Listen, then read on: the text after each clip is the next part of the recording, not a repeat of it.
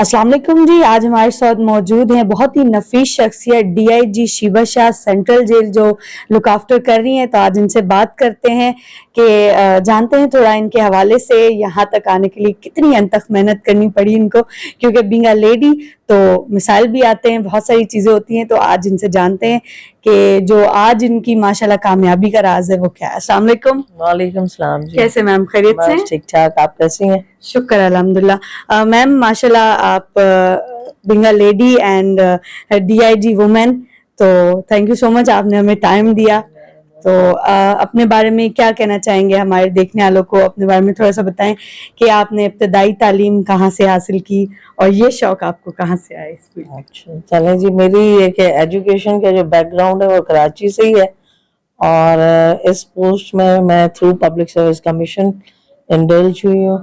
और स्टार्टिंग में जो था एज अ DSP, फिर जो है प्रमोशन का वो होता है पुलिस में एज अ SP, फिर सीनियर सुप्रिटेंडेंट का सफ़र किया। सीनियर सुप्रिटेंडेंट के साथ साथ अब ये है कि 3 years हो गए हैं हम एज अ DIG शिप हुए के। अच्छा मैम, जब आपने अपनी पढ़ाई कंप्लीट की तो उसके बाद पुलिस में कौन से सन में आप भर्ती हुए, कहाँ कहाँ खिदमत सर अंजाम दिया आपने? मेरी ज़्यादातर जो सर्विसेज हैं वो कराची की हैं और क्योंकि हमारी बेसिक ट्रेनिंग्स के सिलसिले में हमें पहले तो लाहौर ये के भेजा जाता था, लाहौर है। फिर हमारी जो प्रमोशन ट्रेनिंग होती है नीपा के कोर्सेज वो करने के बाद मतलब एज अ DIG बनने में काफ़ी जो है ना मैंने 20 years सर्व किए हुए हैं, बल्कि 21 years ये के स्टार्ट हुआ है। तो स्लोली ग्रेजुअली और अल्लाह का शुक्र है इन टाइमली प्रमोशंस के साथ एज अभी एक DIG। माशाल्लाह मैम। अच्छा, DSP जब आप अपॉइंट हुए तो वो कौन से सन में? 99। और उसके पास SP? जी हाँ, फिर उसके बाद SP, फिर ये कि सीनियर सुप्रीडेंट, मतलब हर उसमें ये कि 5-5 साल का जो है होता है ना एज पर रूल्स, तो वो हम लोगों ने ये कि कंप्लीट करके और फिर यहाँ पर। अच्छा मैम, यहाँ पे जो है वो आते रहते हैं केसेस जो लेडीज के, बच्चों के। तो बीइंग अ लेडी कोई ऐसा वाकया आया हो आपके पास जिसमें क्योंकि आप भी लेडी हैं तो शीबा शाह का भी दिल थोड़ा सा हो जाता होगा नरम? जी हाँ, नरम तो होता है क्योंकि मेरे पास जो मैं डील कर रही हूँ रीजन को वो वुमेन्स एंड जुवेनाइल है। और जुवेनाइल वो बच्चे जो 16 से 18 साल के हैं और वुमेन्स में ये कि हर तरह की एज ग्रुप आता है, जिसमें यह है कि जुवेनाइल भी होती हैं और ये कि अडल्ट और ओल्ड एजेस की ख़वातीन भी। और उनके साथ जो ख़वातीन जेलों में जो छोटे बच्चे होते हैं वो भी बाज़ औक़ात अपनी मदर्स के साथ होते हैं। इस वक्त Karachi central jail for womens में 34 के करीब बच्चे हैं जो अपनी मदर्स के साथ होते हैं, हालांकि उनका कोई एक जुर्म नहीं है, सिर्फ ये है कि वो अपनी मदर्स के साथ होते हैं। पर उन बच्चों के लिए हम लोगों ने यहाँ पर एक बड़ा सिस्टमेटिक एक रिहेबिलिटेशन आप उसको कहें कि उसके लिए हम लोगों ने मॉन्टेसरी स्कूल है, इंडोर आउटडोर गेम्स हैं उन बच्चों के लिए, और उन बच्चों के लिए एक सेंसरी गार्डन भी है जिसमें यह है कि कुछ लाइवली है कि हम लोगों ने जैसे कि पिजन्स हैं, टर्टल्स हैं, डक्स हैं, ताकि थोड़ा नेचर से रिलेटेड हो और बच्चों के लिए एक खुशगवार माहौल हो। तो वो ऑलरेडी सारा कुछ है ये कि माशाल्लाह जी। वो तो आपके मतलब जिस तरह का आपका लहजा है, आपकी नेचर है, नेचर वाइज लगता है कि आपने पूरा जेल को भी घर का माहौल दिया हुआ है, कैदियों को भी फैमिली का माहौल दिया हुआ है। हमने जैसा माहौल एक अपने सवाल में ये पूछा था कि किस तरह के केसेस आते हैं, कब दिल नरम पड़ता है। देखें, खवातीन तो जो है ना वो कहते हैं ना कि बड़ी नाजुक सिनफे नाजुक मिजाज होती हैं, पर उनके अगर केसेस ये कि देखे जाएं तो डिफरेंट केसेस में वो इन्वॉल्व होती हैं। लाइक ये कि मर्डर केसेस में भी हैं, किडनैपिंग फॉर रैंसम में भी हैं, उनके केसेस चलते हैं। कुछ ये कि सज़ा याफ्ता है मेरे पास और कुछ अंडर ट्रायल हैं जिनकी ये कि हेयरिंग्स अभी ज़ेर समात जुडिशरी उसमें चली जाती हैं। तो कभी कभार ये कि कुछ ऐसे केसेस सामने आ जाते हैं तो हम लोग भी हैरान हो जाते हैं कि एक औरत के लिए اتنا بڑا کرائم فار ایگزامپل جس طرح یہ کہ مرڈر کیسز میں، پر پھر جب ان کی حقیقتیں اور یہ کہ وہ پھر یہ کہ تھوڑا ڈفرینٹ ہوتی ہیں، ان کے کچھ حالات ایسے بن جاتے ہیں اور وہ ڈائریکٹ وہ نہیں کرتی بلکہ ان کے ہمیشہ 50% ایسی خواتین ہیں جن کے کو اکیوزڈ ہوتے ہیں، یہ کہ تو بس حالات کی وجہ سے یہاں پر ہوتی ہیں.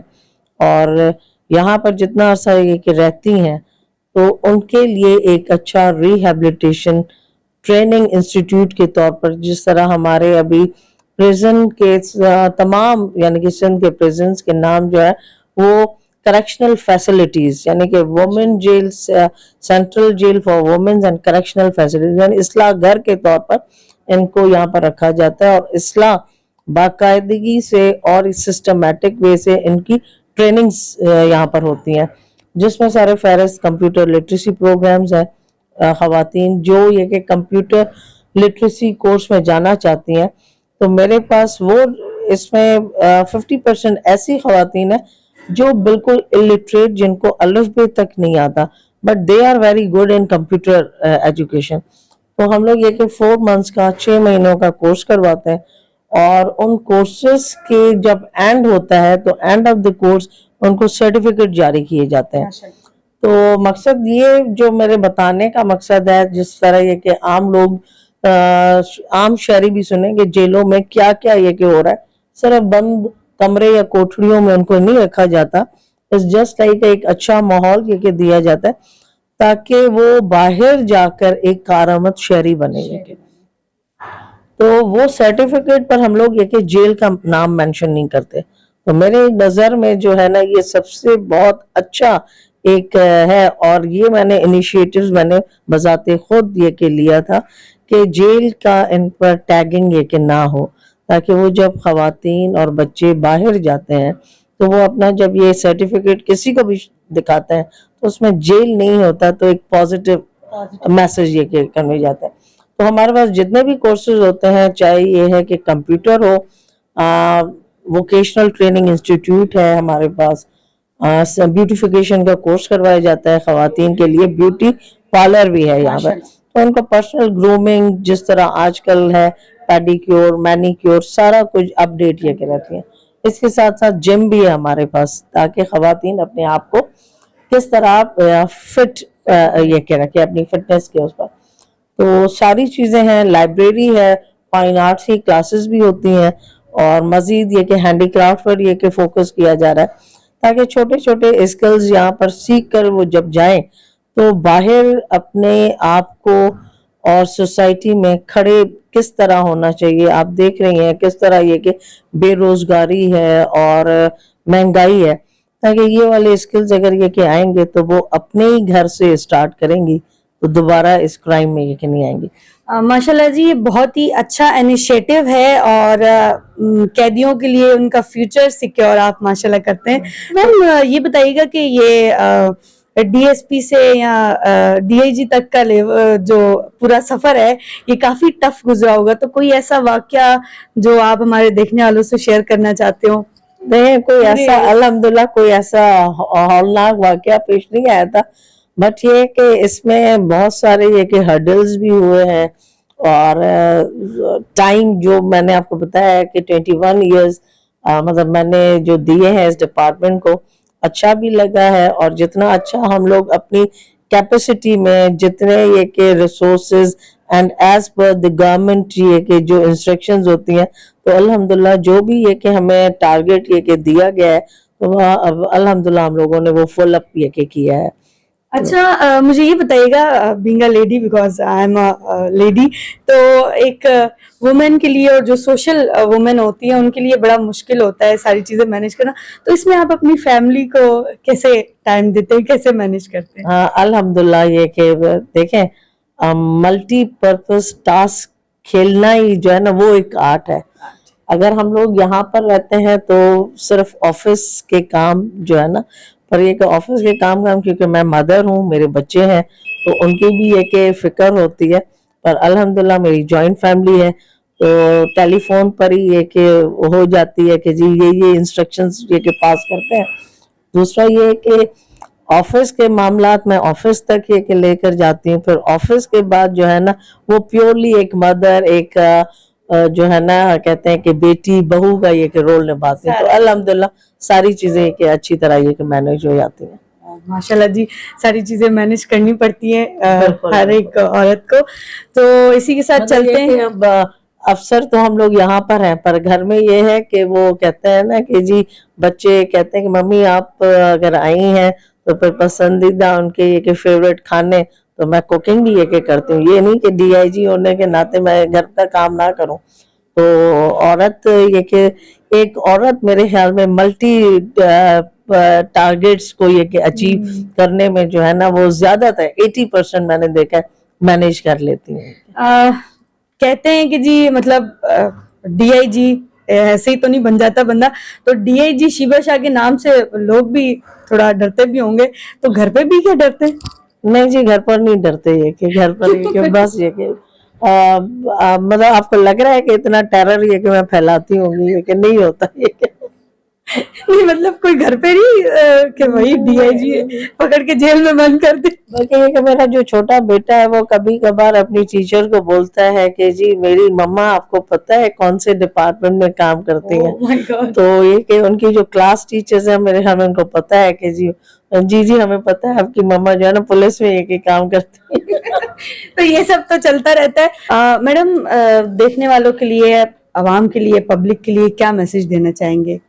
बस ये कि मैं यहाँ पर जितना भी अरसा रही हूँ यही एक मैसेज डिलीवर करती हूँ कि खवातीन और बच्चों को अपने बेसिक राइट्स के बारे में मालूम होना चाहिए। क्राइम करने से पहले 10 दफा सोचना चाहिए कि उसके कॉन्सिक्वेंस क्या होंगे। चाहे ये कि छोटे केसेस में भी ये कि फीमेल्स आती हैं, जिस तरह ये कि चोरी के केसेस में, पर उनका जो यहाँ पर टाइम पीरियड रह जाता है और वो जिस कदर अपने बच्चों अपनी फैमिली के लिए मैं देखती हूँ कि किस तरह उनके जो है ना इमोशंस होते हैं। तो मेरे ख्याल में एक अच्छा शहरी, चाहे वो फीमेल हो या ये कि मेल हो, अगर अपने राइट्स के बारे में पता चले तो मेरे ख्याल में ये कि क्राइम्स लेवल ये कि कम होंगे।